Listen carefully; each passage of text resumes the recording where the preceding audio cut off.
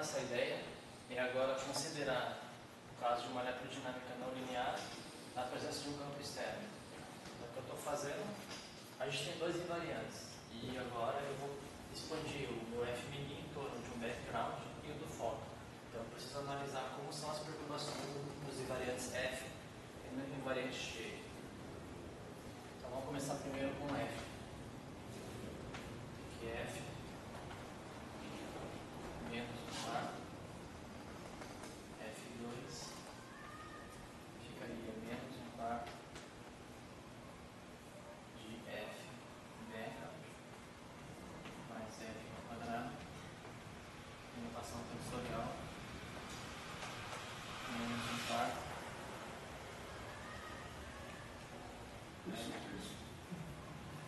Isso quando você quantiza a gravitação, você define um fundo, uma métrica de fundo. Você faz assim, né? Você pega a tua métrica. Em geral é linearização, né?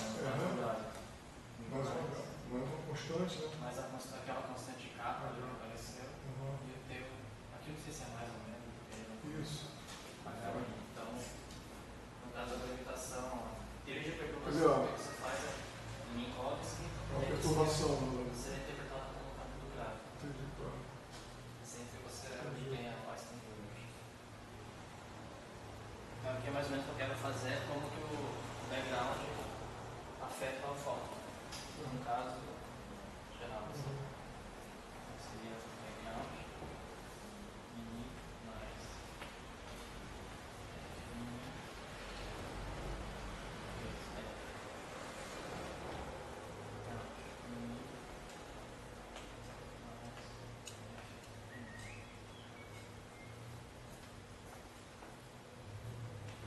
Então, o primeiro termo seria menos um quarto F background U ao quadrado, ou seja, eu pegar esse, a contração desse com esse, seja puramente background aqui. E agora começa a aparecer os termos quando eu faço a contração desse com esse, termo misto, e desse com esse. Ou seja, ficaria menos meio F background mini F mini. Aqui parece menos meio porque tem duas fatores, né? Esse com esse e depois esse com esse. São a mesma coisa. Eu teria o último que era pegar só o foco, né? F mini com F mini pequeno. Menos um quarto. Às vezes eu costumo omitir os índices mini aqui, mas fica esse. Ficaria o F ao quadrado. E a gente costuma escrever isso como sendo. O que é? Se a gente define o nosso F grande como sendo menos um quarto de F grande, então isso aqui a gente denota como sendo um F de background, ou seja, só o background, e aqui seria mais delta F, pensando numa perturbação, onde esse delta de F são esses dois termos aqui. Onde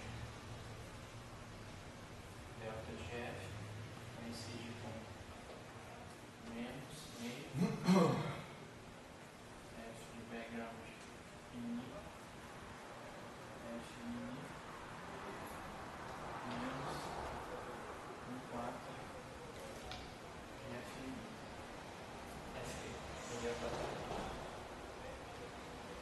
E a mesma coisa para o G. O G é menos um quarto F. Essa notação aqui eu já estou introduzindo ela, colocar F, ponto F, significa justamente a contração dos índices. F mini F tilde mini, e agora eu faço a expansão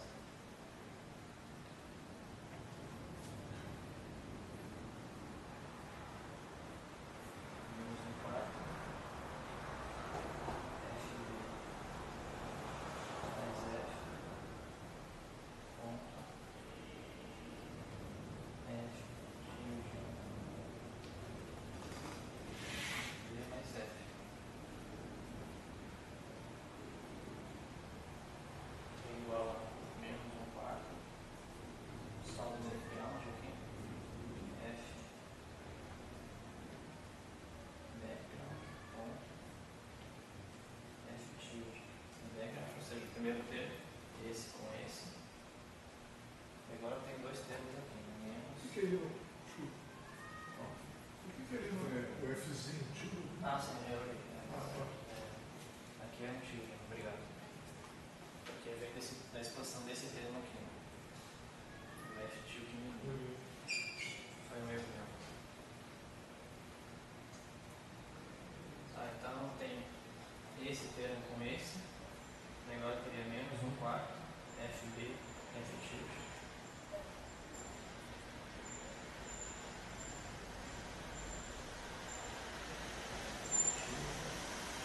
Ou seja, temos isso, depois esse com esse. E é diferente, né? Nesse caso agora não sou igual, né? Nesse caso ainda é igual, eu vou mostrar.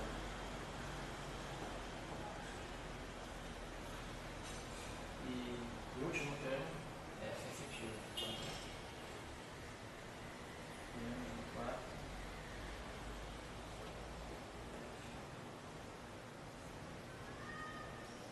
Ponto efetivo. Vou desenvolver, mostrar que esses dois termos aqui são iguais.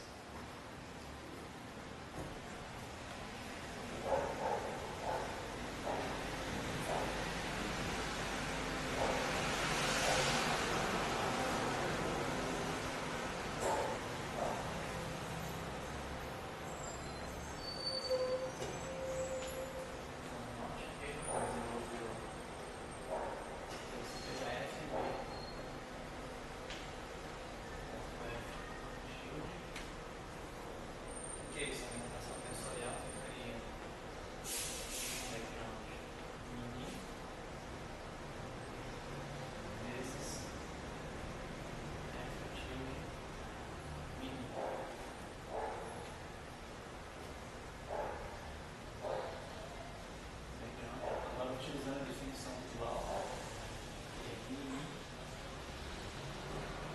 tamanho, 2, F,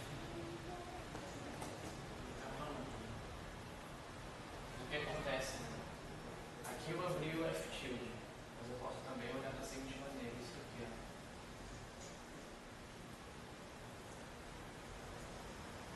E o que é isso daqui? É justamente o F tilde, capa, lâmina, de background, vezes o F capa lâmina, que é igual a F ponto. Ou seja, estou mostrando que apenas você pode trocar o áudio lá dentro. E no fundo significa que esse termo é igual a esse daqui. Então a gente coloca assim, né? Isso aqui ficaria esse menos 1/4 background ponto F de background tilde. Eu vou definir o análogo disso de G, só que no background. Da mesma maneira que eu fiz aqui. Então seria um G só com background mais um delta G de perturbação, onde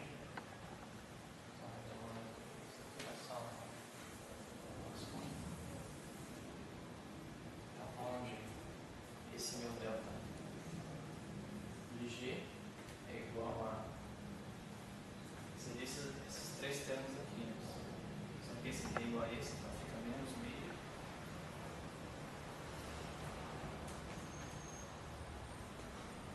FB, que eu utilizei de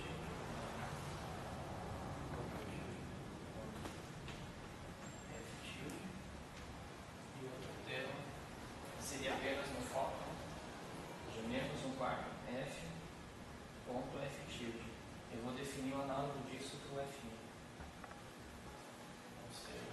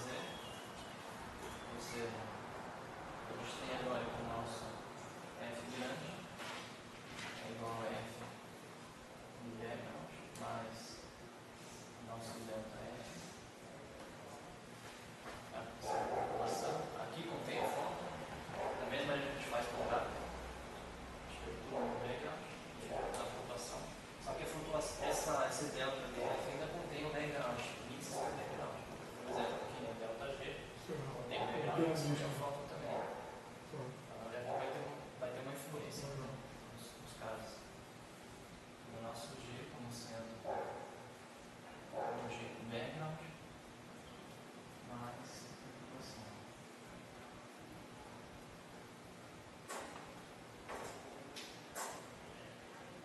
O que a gente precisa fazer agora? A gente tem uma lagrangiana geral, que é uma função do F e do G. E o que a gente faz agora é fazer a perturbação.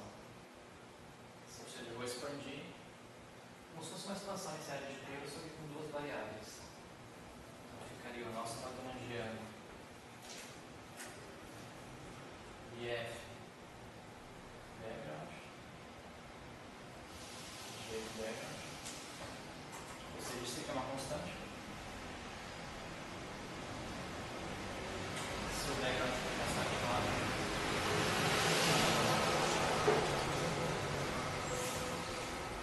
mas o primeiro termo é um linear, delta F, delta L em relação a F, avaliada F background,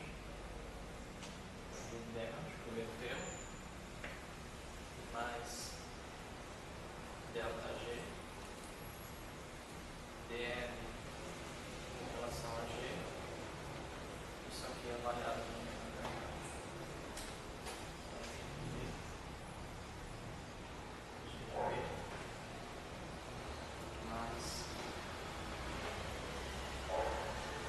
Mas importante,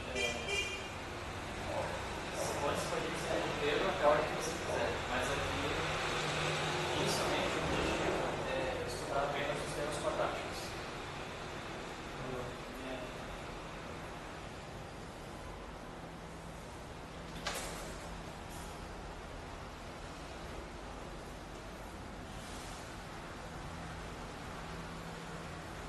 Claro que, se, por exemplo, você está interessado em uma lagrangiana que envolve o meu grupo, você vai até a ordem quarta, então depende do que você está querendo. O nosso objetivo é analisar, por exemplo, perifingências, essas propriedades, e para isso a gente só está interessado no ordem quadrática. Apenas termos livres.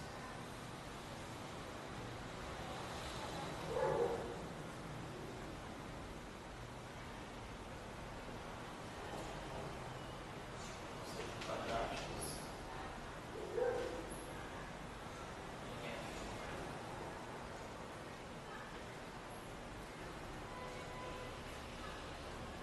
Então aqui eu vou expandir até a ordem quadrática. Então, o segundo termo, meio do delta F' ao quadrado, vezes o grau da segunda,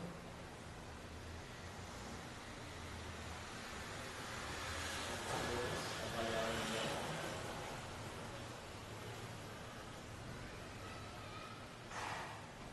mais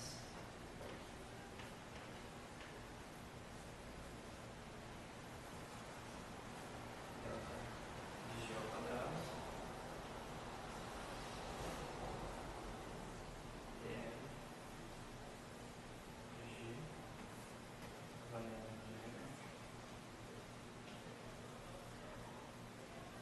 E o último termo, que é quando a gente tem o termo misto, né? Que é a segunda ordem, delta F quadrado, delta G quadrado, mas pode ter o delta F e delta G. Então seria delta F, delta G, aí teria o fator 2 que cancela aqui no meio. O outro termo é igual a isso, mais segundo, mediano, em relação a F, em relação a G.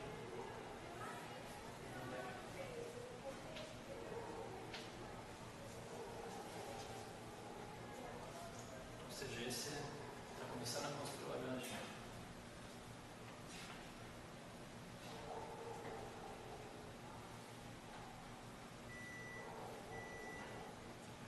Pelo menos estamos livres.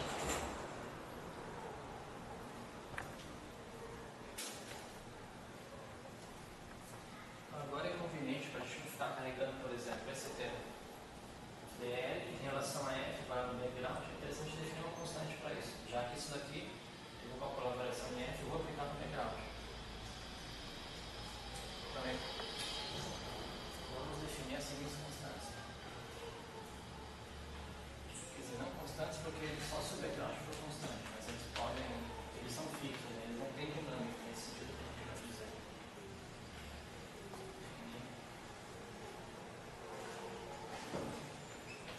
Tá, aqui é constante, se o background for constante.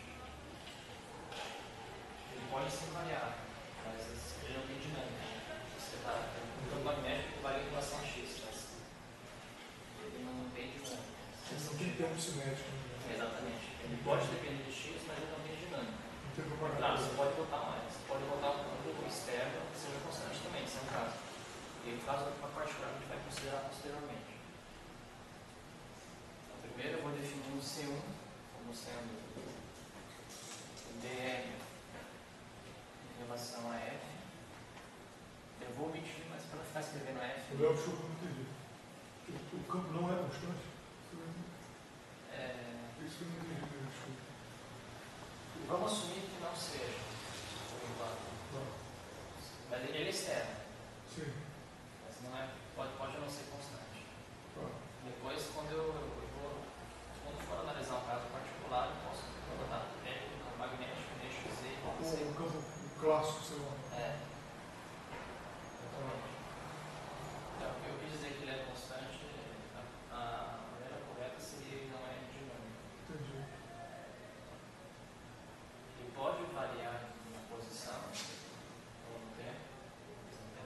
Não tem equação do movimento. Exatamente, isso não tem equação de movimento. Mas claro, no caso que a gente vai tratar um caso particular, é muito mais conveniente só fazer o background ser constante e logo tudo isso vai ser.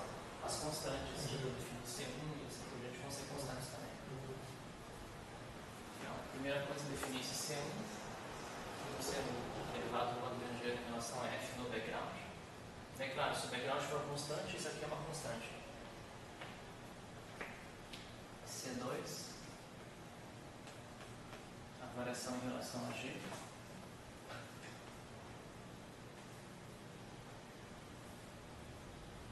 No background. D1, como sendo as derivadas segundas, D1 em relação a F.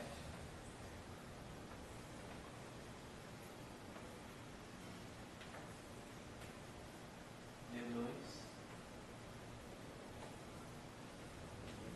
em relação a G.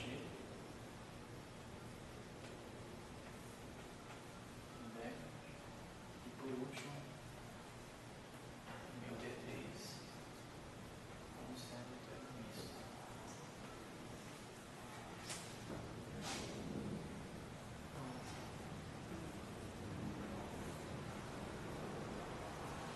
Por que eu estou querendo fazer isso? Né? Porque, como eu estou tratando um caso geral, eu posso mapear esse caso geral dizendo torne C1 igual a 1, C1 igual a 0, e assim eu vou classificando quais tipos de eletrodinâmicas eu tenho.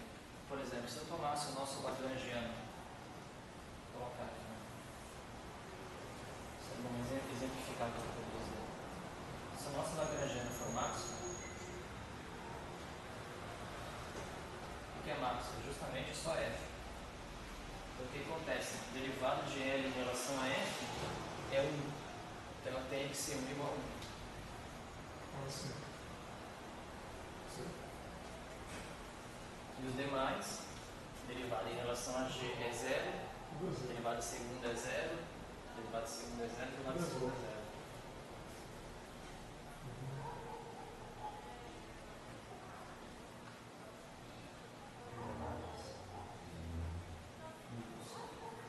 Ou seja, através de C1, C2, D1, D2, D3, eu consigo mapear e dividir também as classes de eletrodinâmicas não lineares.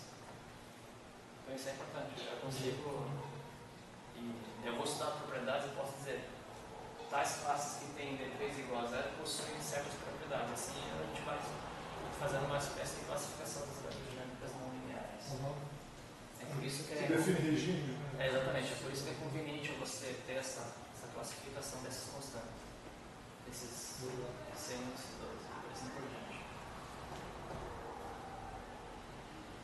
E o que acontece agora, eu vou reescrever o nosso lagrangiano. Eu conheço quem é DF e DG, está aqui.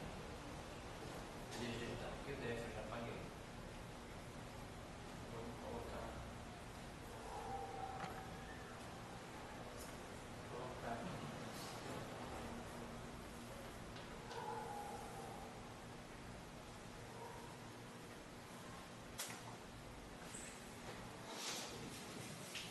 E até por simplificação também, para não ficar carregando essa notação gigante. Fica mais limpo. Então, o nosso delta F menos meio F meio ponto menos 1/4 F2. Vou colocar aqui também o delta de G. Delta de menos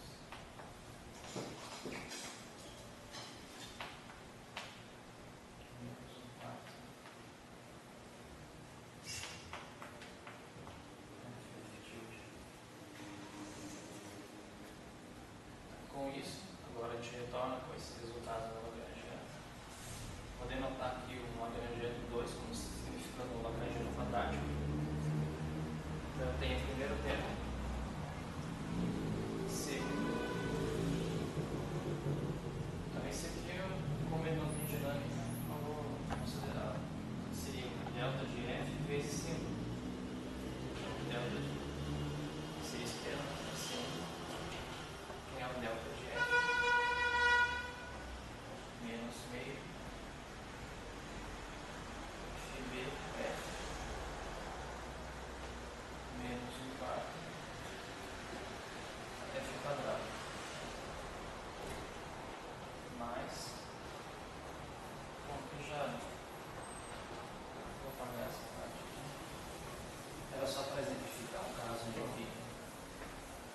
Uma vez dado o Lagrangiano, a gente pode classificar as constantes e mapear cada caso.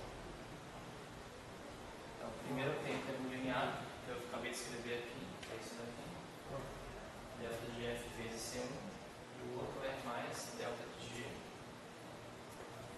Seria menos meio F de background ponto F menos 1/4 F tilde vezes C2 mais, agora vem os termos quadráticos, mais o delta F, ou seja, menos F background F menos 1/4 de F quadrado. E aqui é importante, né? Como eu vou ter que fazer o delta de F ao quadrado,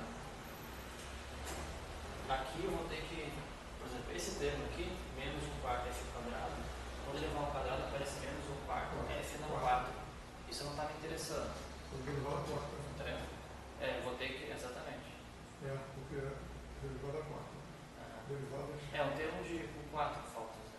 Mas aqui, como na série, quando eu fiz a expansão aqui, eu já estava ficação com termo quadrático. Então ali eu vou ter que excluir os termos cubo e 4. Entendi. Porque seria inconsistente eu levar em consideração esses termos se eu não levei aqui.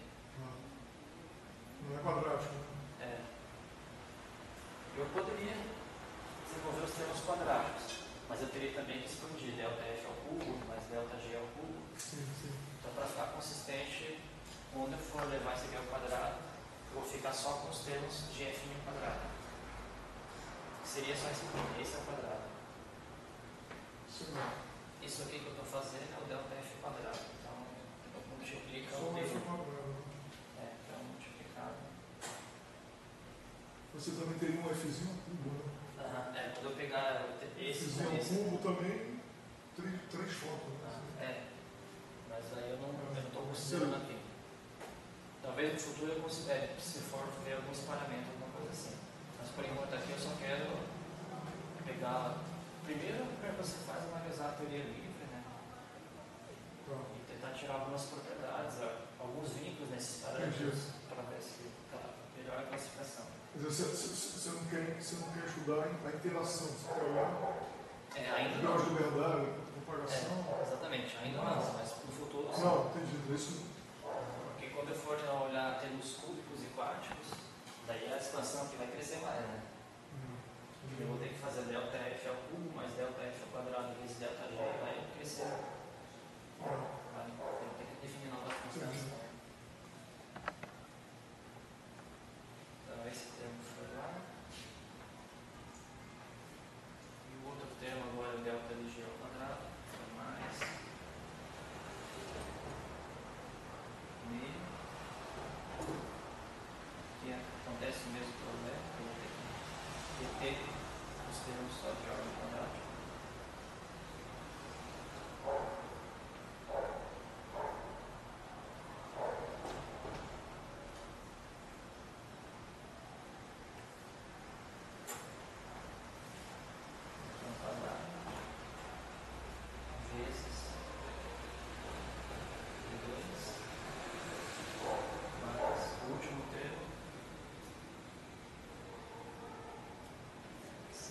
Esse aqui, delta de F, delta de G e o D3. Então,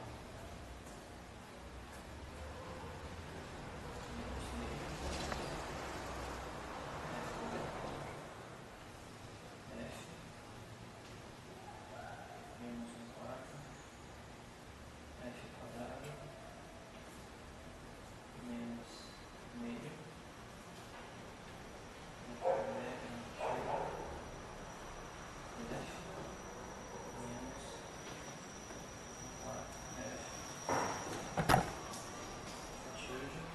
e agora aparece o D3, que é DFDG. Você vê que agora o logaritmo começa a ganhar uma cara mais simples, embora seja geral, mas já começa a ter. E daí o que eu preciso fazer? O mais importante para mim é analisar esses três termos. Esse quadrado, que eu vou ter que desprezar termos cúbicos e quádricos, aqui também, e aqui também, né? Que eu tenho ali esse vezes esse gera de um termo quádrico.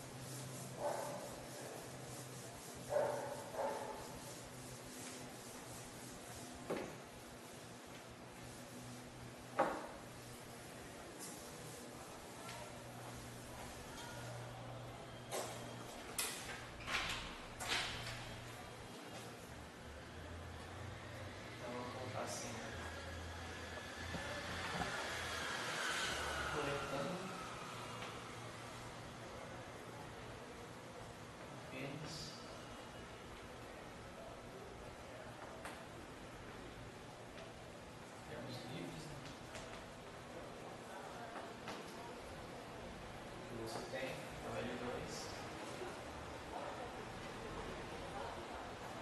menos meio C1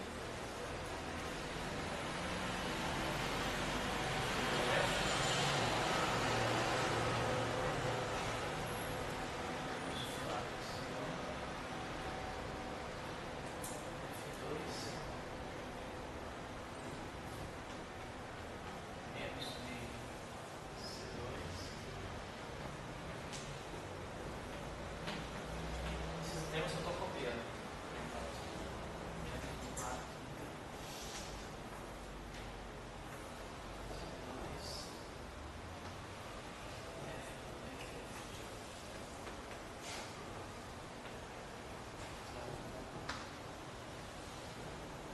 E o que acontece? Agora sim vou ter que coletar esses termos. Qual que é o único termo nesse quadrado aqui que vai me dar termo livre? Eu vou pegar esse vezes esse aqui.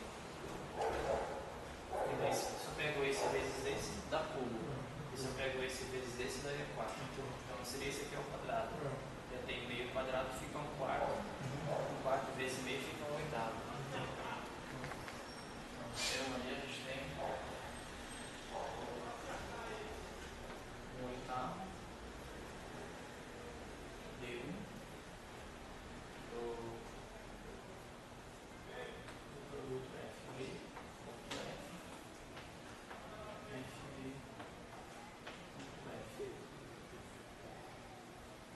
Aqui também agora. Quando eu fizer o quadrado desse termo aqui, eu tenho esse vezes esse é nível. Esse vezes esse é cubo e esse vezes esse é quarto. Então ficaria só aqui meio é quadrado, 1/8 também. Vou colocar assim mais 1/8 D2 e o termo ficaria F tilde do F.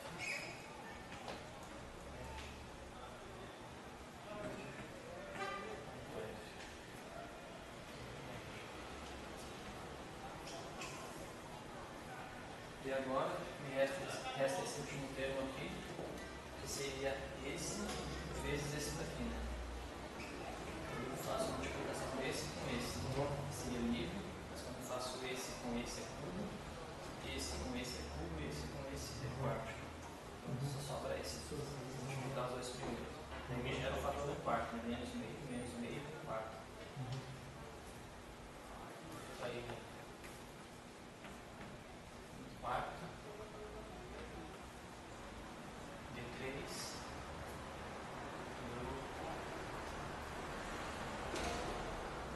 FB,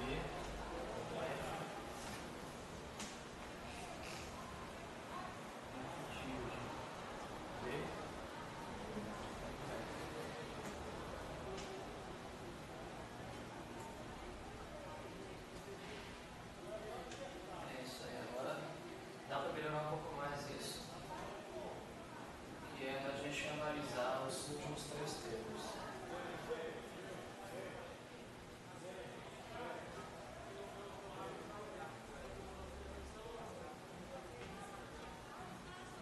Então vamos reescrever os últimos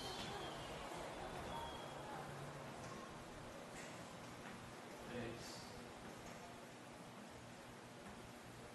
termos. Então, o que eu estou querendo dizer? Se eu pegar 1/8 D1, FB, F, FB, F, e somar com o termo do D2, mais 1/8 D2, depois vai para o tilde. F, tilde, DF.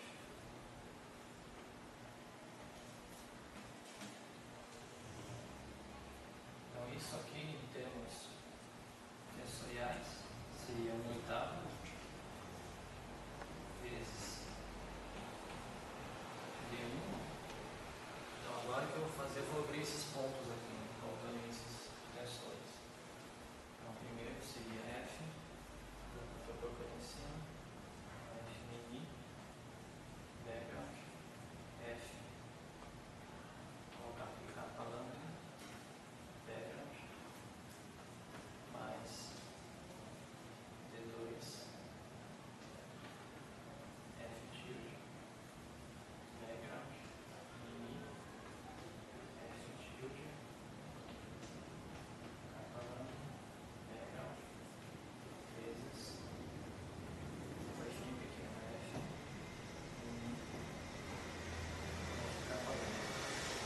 O que eu fiz? Eu abri F mini, background, vezes F mini, F capa lambda, F capa lambda. E eu coloquei em evidência. Se você coloquei em evidência os Fs de volta. Por que eu estou fazendo isso? Porque é interessante eu entender quais termos contêm só foto. Entendi. Claro. Então, se Isolou, não. Fatorizou Fatorizou o foco. Estou isolando foto. Entendi. Então, justamente o que eu fiz foi abrir índices. Daí, quando eu pego o F mini e contrário, aqui tem o F ponto, F e F ponto, e aqui aparecem essas contrações dos tilde aqui, F tilde vezes F.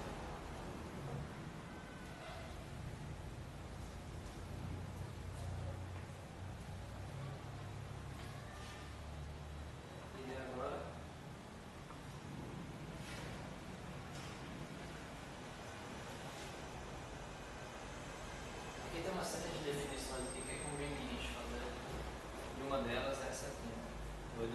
tensor de Neck-Anjo, sendo capa,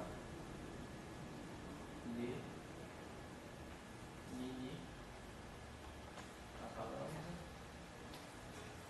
F, mini, F, capa lambda. Ou seja, tudo que estava em parênteses eu vou definir o tensor de background.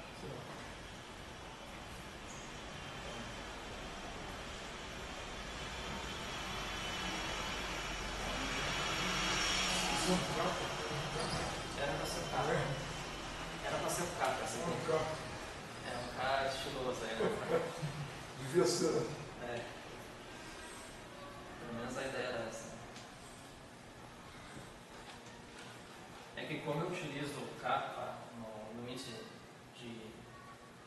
dos índices do tensor, para evitar problemas, eu fiz um estiloso.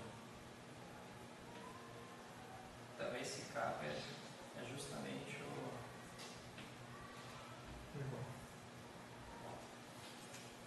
F, F capa lambda,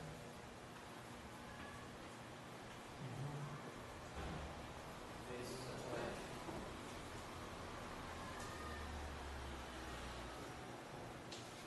Não é uma definição qualquer, porque ela tem algumas coisas interessantes que é como simetrias. Por exemplo, que a gente pode explorar elas.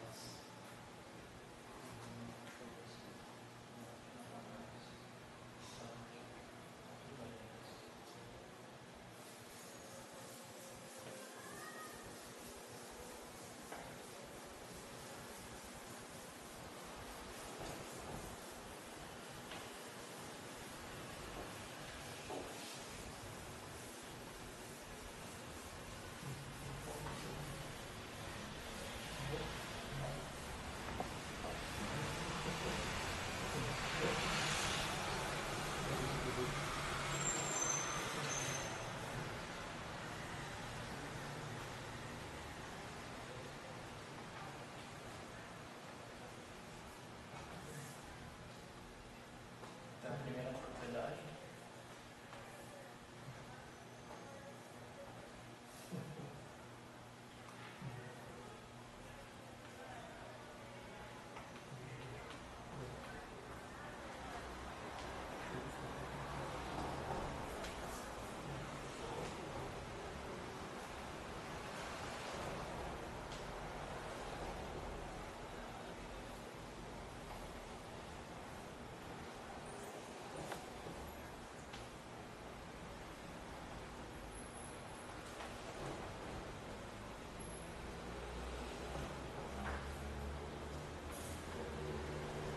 Tem uma série de propriedades que é interessante a gente depois explorar eles. A primeira é a simetria dos dois primeiros índices, justamente vendo aqui. O FI é antissimétrico, aqui também é antissimétrico. A segunda é a antissimetria nos últimos, ou seja, lambda da capa. Se eu troco a capa com o lambda aqui, é antissimétrico, e aqui também é antissimétrico. E a terceira é a simetria por pares. Eu pego capa, menos, mini, capa lambda. O que eu faço é trocar capa lambda, mini, ou seja,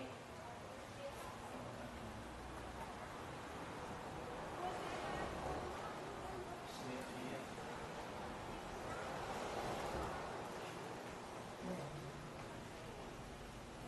por pares.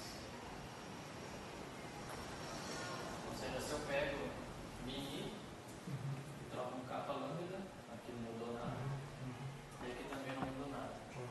Então, definir esse tensor pode ser muito conveniente em algumas situações e explorar essas simetrias dele também. Então, o que eu fiz aqui foi, eu peguei no meu Lagrange quadrático. Desculpa.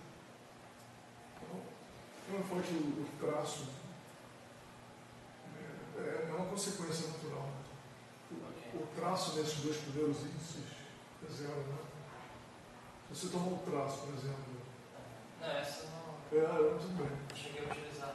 Se você baixa o Mi, você pega capa, Mi, entendeu?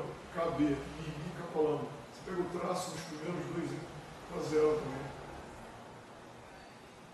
Porque mas é porque é dissimétrico, né? o FMI é dissimétrico e a diagonal é dupla. Exatamente. Tem essas propriedades de traço, mas eu acho que essas daqui são as que não são mais diretas. importantes. Assim. Aqui de traço. Assim. Também teria traço nos dois últimos também. No traço do capa lambda. Então, tomando o que eu fiz aqui foi pegar esse termo e esse termo aqui e só reescrevi eles em termos desse termo aqui. E agora o que eu vou fazer é o último termo, trabalhar um pouquinho, que é o D3. Quarto, D3, FB, ponto F, F tilde B, ponto F. Então isso aqui ficaria a notação tensorial. Um quarto D3, F mini background, F mini, aqui seria F tilde, coloquei a capa lambda, vezes um F, capa lambda. Então a primeira coisa, que eu já mostrei anteriormente, é que isso daqui é igual a F background, capa lambda, F tilde, capa lambda. Você poderia jogar o tilde para o outro lado.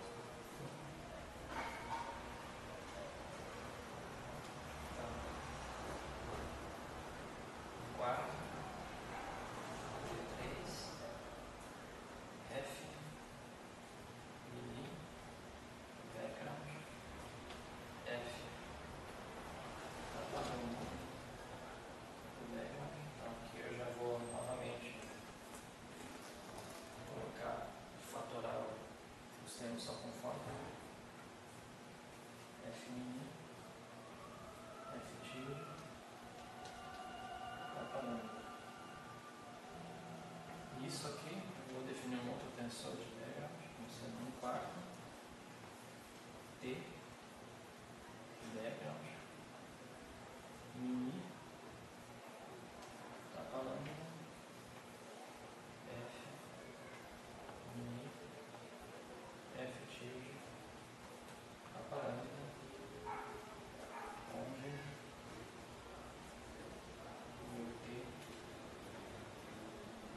B,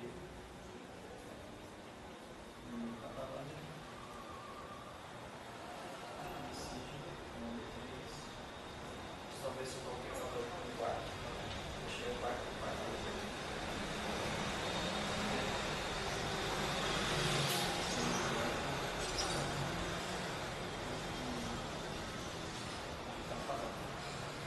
A primeira observação é que ele contém as mesmas propriedades do capa. Ou seja, se eu troco mini, é antissimétrico. Se eu troco capa lambda, é antissimétrico. E se eu troco os pares, também não muda nada. Vou colocar aqui.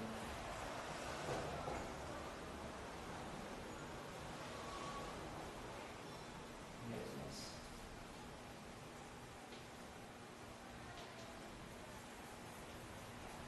propriedades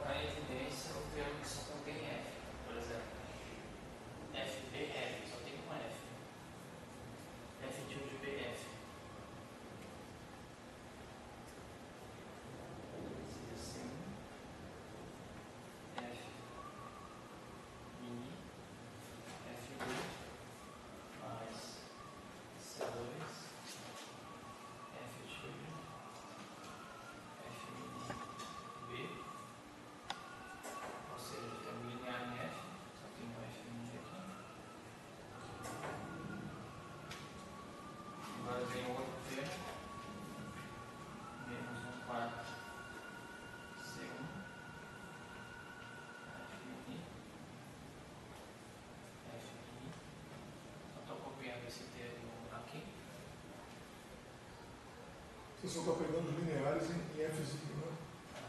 É que isso aqui é mais conveniente de separar o termo linear e agora colocar os termos quadráticos.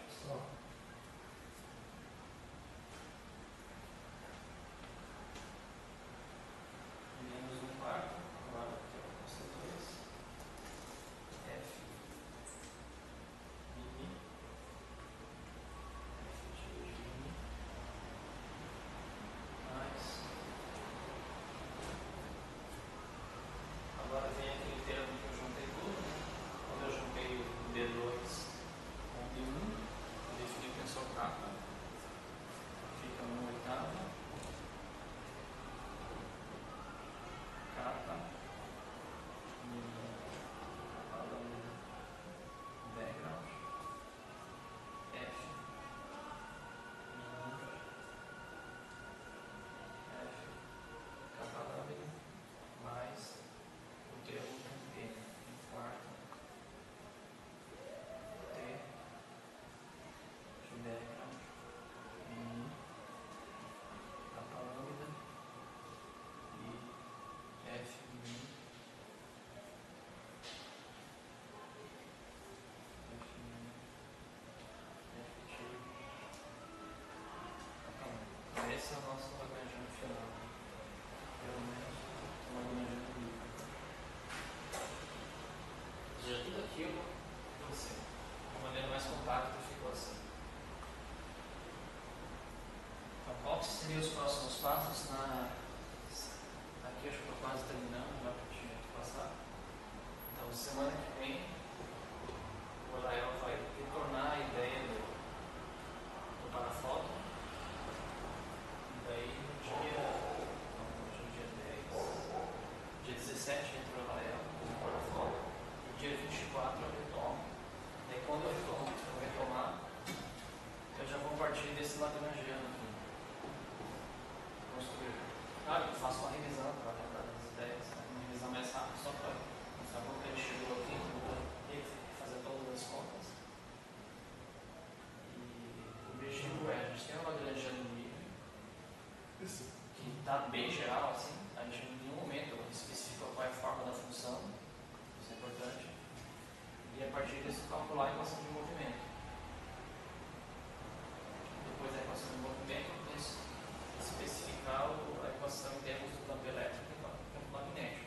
A gente tem a seguinte, né? A gente tem dois campos aqui, né? A gente tem um campo elétrico do background, o campo magnético do background, e a gente também teria o campo elétrico, que eu vou denotar por Ezinho e Bzinho, que são relacionados ao campo do foco. Então, a gente tem que também escrever as equações em termos dos campos elétricos para ver se daí é onde tira a relação de dispersão. Então, a ideia primeiro é essa. Calcula a equação de movimento, que eu acho que vou tomar uma aula só para calcular a equação de movimento. Você tira a equação de dispersão. Se da equação de movimento, o que a gente fez, a gente está fazendo, é sempre considerar casos particulares. Primeiro, isso aqui igual a zero, isso aqui constante. Geralmente é sempre o campo magnético. Né? O caso geral é constante. Isso. Esse é o primeiro caso. O campo elétrico não é muito. Não, porque magnético. Porque é mais fácil você produzir o campo magnético que tem esse campo elétrico.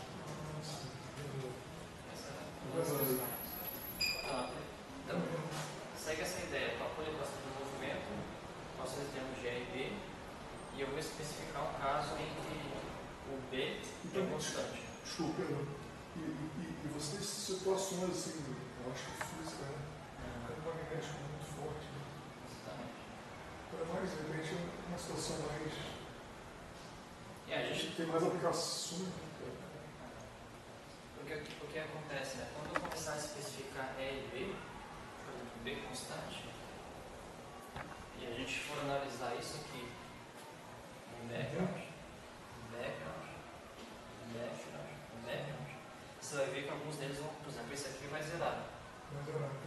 Esse daqui vai zerar. Então esses tensores, Vai simplificar essa vai simplificar. Bastante. Algumas componentes vão ser identicamente nulas. Então vai trabalhar. Mas é possível mostrar que agora, se você tomar o caso, por exemplo, se você resolver o caso do campo magnético constante,